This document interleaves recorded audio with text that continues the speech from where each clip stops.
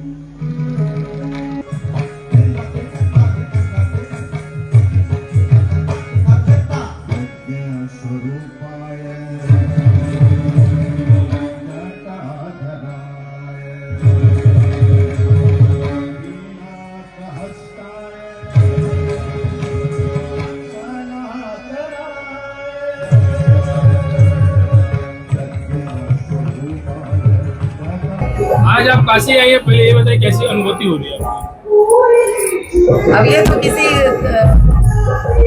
बच्चे को बोले अपने घर आके कैसा लगता है तो ये कैसा लगेगा। तो बनारस तो यदि ना आने का मौका मिले 1 महीना 1.5 महीना 2 महीना तो बेचैनी होती है अंदर से। ऐसा लगता है जैसे घर रूठ गया है क्या। और गंगा महोत्सव से तो बड़ा पुराना रिश्ता है।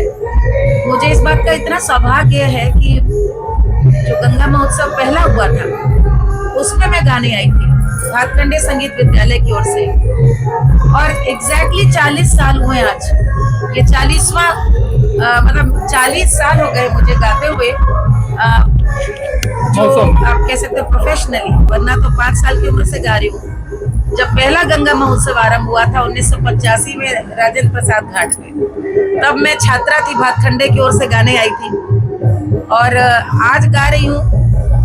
बहुत बहुत खुशी है और मुझे इस बात की प्रसन्नता ये भी है कि इतने दौरान में गंगा महोत्सव का बड़ा स्वरूप बदला। कभी घाट बदले, कभी अलग अलग कार्यक्रम में अलग अलग कलाकार आते हैं।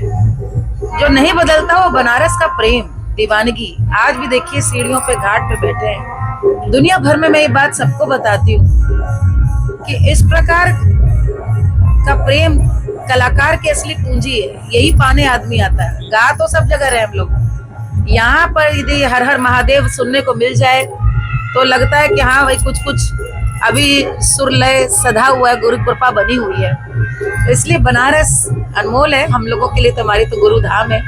तो हमारे, मैं ही नहीं, मैं बल्कि सबकी ओर से नहीं अपनी ओर से बोल रही हूँ, यहाँ पर ये आशीर्वाद लेने श्रोताओं का और दर्शकों का आना पड़ता है कि अभी सांस बाकी है कलाकार, इससे ज्यादा क्या। कौन कौन सी प्रस्तुतियाँ सुनाएंगे लोग? ये तो अभी से बता पाना बड़ा मुश्किल है। सुनिएगा कुछ, हम अपने मन की सुनाएं, कुछ ये हुजूम सुनेगा हमें लग रहा है। अच्छा ये बताइए, बिहार चुनाव है और बिहार चुनाव में जैसे ही चुनाव आया, जो एक दूसरे के साथ बैठ के खाना खाते या एक दूसरे को तंज कस रहे, इस पर क्या कहना चाहेंगे? मैं राजनीति पे कुछ नहीं कहूंगी, मैं सिर्फ यही कहूंगी कि देश में कहीं भी चुनाव हो, क्या कारण है कि जैसे ही चुनाव आते हैं तब जाति वैमनस्यता की बातें आरंभ होती हैं। हम कितने एक है और हमारी परंपराएं और हमारी संस्कृति सबको कितना साथ लेके चलती है, ये देखना सुनना हो तो लोकगीत सुनने चाहिए, लोक कथाएं सुननी चाहिए, जहाँ वसुधैव कुटुंबकम और सर्वभवन्तु सुखिनः की भावना है। कभी कोई समस्या है ही नहीं, लेकिन ये दुख की बात है कि क्षणिक फायदे के लिए या तत्कालिक प्रभाव के लिए कोई यदि जाति का इस्तेमाल करे, मूल रूप से हम भारतीय हैं और यही भावना होनी चाहिए। अंततः काशी वासियों को क्या कहेंगे इस गंगा महोत्सव में?